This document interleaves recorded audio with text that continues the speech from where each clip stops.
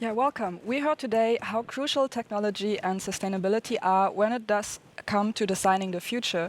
But I also think it is as essential to include diverse perspectives for fashion as designed to truly serve an inclusive community, such as the new European Bauhaus is envisioning. And how could it work? That's what I'm going to talk about with Waridi Schrobsdorff, a former model who could be seen on catwalks from New York and London.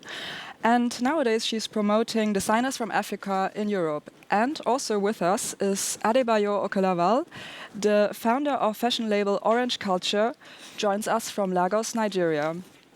I'm going to jump right in. Adebayo, you started to design fashion from the age of 10 and are now sold through retailers such as Browns in London. That's really almost like the dream of every fashion designer to be.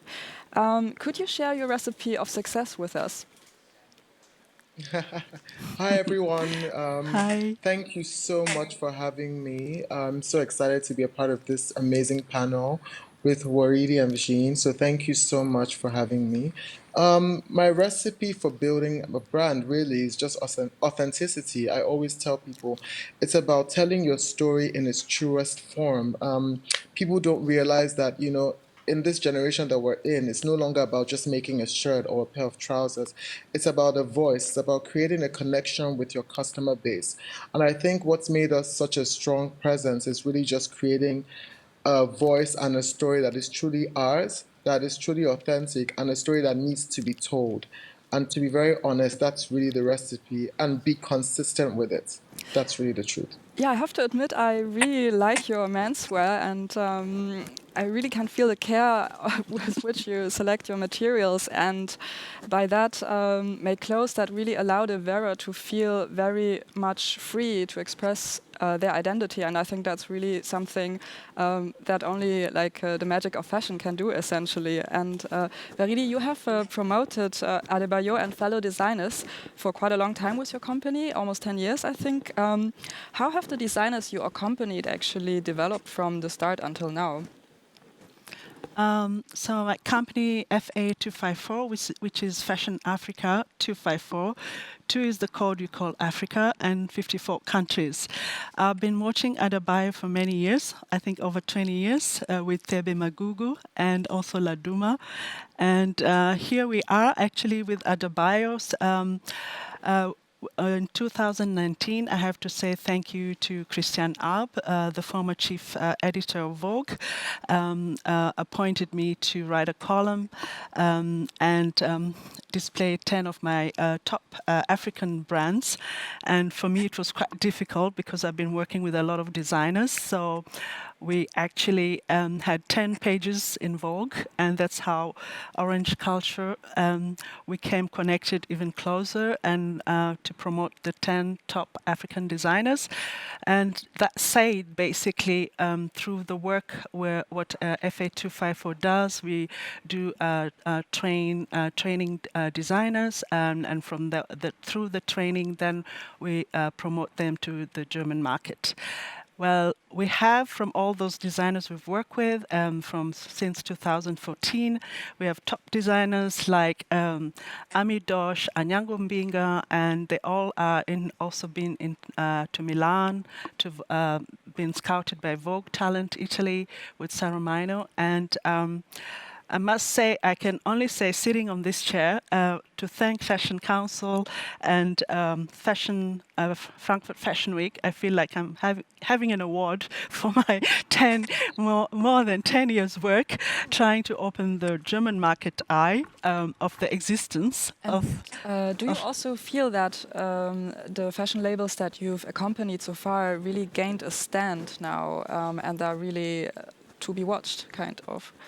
Definitely, they've gained a stand. It's not just basically to be abroad, but locally, gained visibility locally.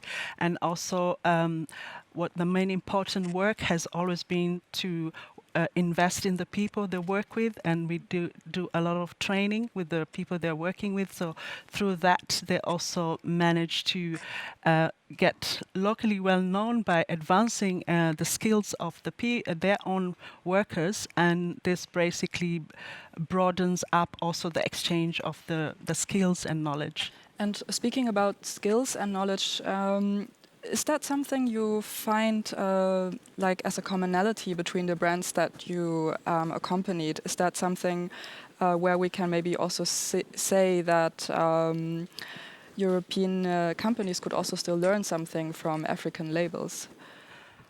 I don't think we have to learn European have to learn anything. Basically, what we have been doing is the exchange of knowledge and stories by collaborating with European platforms.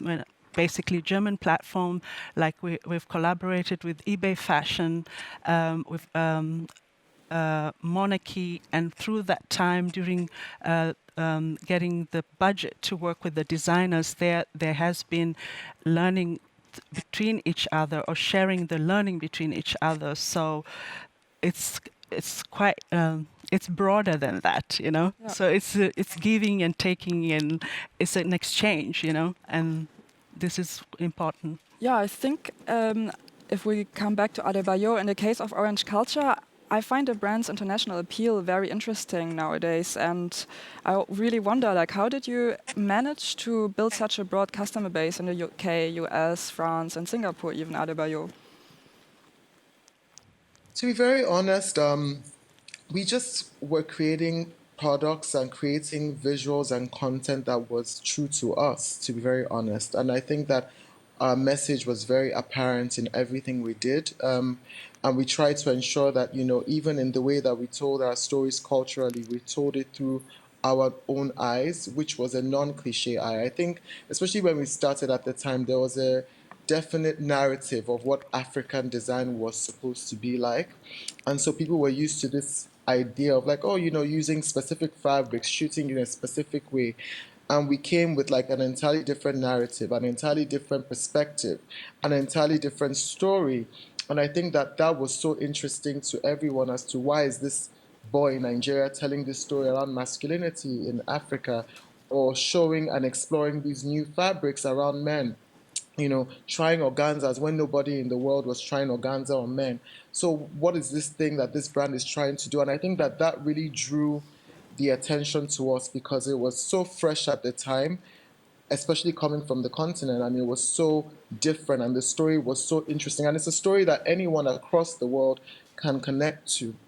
So I think that really was what drew people to us, the colors, the vibrancy, because, you know, menswear can sometimes, especially when I first started, because I started the brand 10 years ago, menswear was very much in a specific type of box. And so we really did challenge those stereotypes and challenge those norms and ideologies. And I think that that really made the press, the media, the stores wonder who this brand is, and they wondered why this brand was doing what it was doing, and if it was something that they needed to bring to the market as well.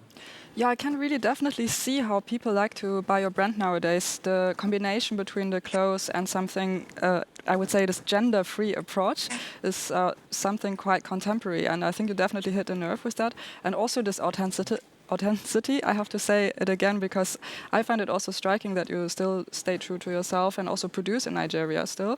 And that's something that I think we should definitely keep an eye on how this develops in the future, also for the production, like fashion production in general, like how local do we want to be? I think it's a big topic right now, and you managed to do it. And soon I think we might also be able to buy Orange Culture in Germany.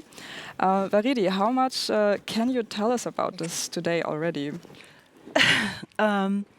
Well, the plan with department store in Berlin during Fashion Week in Berlin in September, but it has been postponed due to the time. As you know, we have to be patient and resilient with the changes that are coming in, but definitely at least 10 to 12 brands from Africa will be coming soon to department store in Berlin, and also there's a talk with department store in Mannheim. And also we have a collaboration coming up with a shoe a brand from Ethiopia with a German platform, Shoe Passion. So there's quite a few of African brands coming into German platform, and I'm excited about it. And besides of orange culture that we know very well now with this talk, who else could we expect actually in terms of the brands that might come to Germany and might be available here? Do you want me to mention the names? Can you reveal anything already, or maybe not yet? There are accessory designers, bag designers, Feme, I think maybe you know, Adebayo, and Amika, and men's suitswear, Ami Dosh, jewelry designer, and Doreen Mashika from Zanzibar. Yeah, really can't have all of them now on my mind. No worries. So, and I think it's just very important also for our audience who might not be so familiar with this very vibrant scene yet, to just have some names and maybe to look up afterwards. But I think definitely I hear that there's a lot in the pipeline still coming. From what you say, you can't reveal everything yet, of course. But coming back to Adebayo and speaking about collaborations, if you think about collaborations also together with European companies, what is it actually that you might want to contribute, or you would like to share in a sort of contribution, and what is an interesting collaboration for you? I think, with collaborations, I do love the idea of collaborating, because collaboration takes away the idea of appropriation, and I think that's a very important conversation that we do need to have when it comes to cultural exchange. It's about really giving and taking when it comes to collaboration, and ensuring that both parties are benefiting. And I think that's when it becomes something that's good, because when it's the other part of, oh, we're just coming to take, and not really giving back, then it becomes a problem. So for me, collaborations, I really look into working with companies who are willing to contribute as well as understand and learn, because it's not just about giving your culture, it's about educating about your culture and educating about your systems as well as learning from the other party as well. So when a company is open to learning and absorbing and listening, then I'm really interested. I'm interested in collaborating with furniture designers, with other brands as well, jewelry designers, shoe designers. I'm very open to collaborations as long as it's mutually beneficial to both parties, and as long as we have a respect for both cultures and respect for both traditions as well. Once that works, and once there's legal bindings as well, because I'm very big on contracts. So once it's respectful to both parties, then I'm very much interested as well. That sounds very precise already, what you have in mind when collaborating. But when we think about the design element, or also unique elements that you as a brand, Orange Culture, and you as Adebayo could bring, what do you think is the unique thing that makes you or your brand interesting actually for such a collaboration? I think there's numerous things that make the brand interesting. I mean, when we first started the brand 10 years ago, people weren't really speaking of the idea of, androgyny and, playing around menswear that is a bit more fluid and vulnerable and soft. And I think that, bringing that to whatever table that we decide to bring it in is something that would be interesting. Also, our cultural references and our traditions, our prints as well. We design all our prints, and factoring in our rich culture and rich background. So I think that all the different aspects of orange culture, and even the story of orange culture, bring in this idea of fighting adversity and breaking stereotypes and pushing for new ideologies as well. Once you put that together with any brand, I think it would be such a magical experience. So yeah, we bring a lot to the table. As long as the brand is open to us, we'll be able to give them the opportunity to learn. Yeah, I think we heard definitely in this short, but I think also still interesting panel, a lot about the unique elements that we can expect from brands like Orange Culture and many other brands that Waridi is supporting. And yeah, I hope that you will stay watching these brands as they develop and make their way into Europe for a more diverse fashion industry that we definitely are in need for. And thank you for joining us from Lagos, Adebayo and Waridi, of course. Thank you, Adebayo.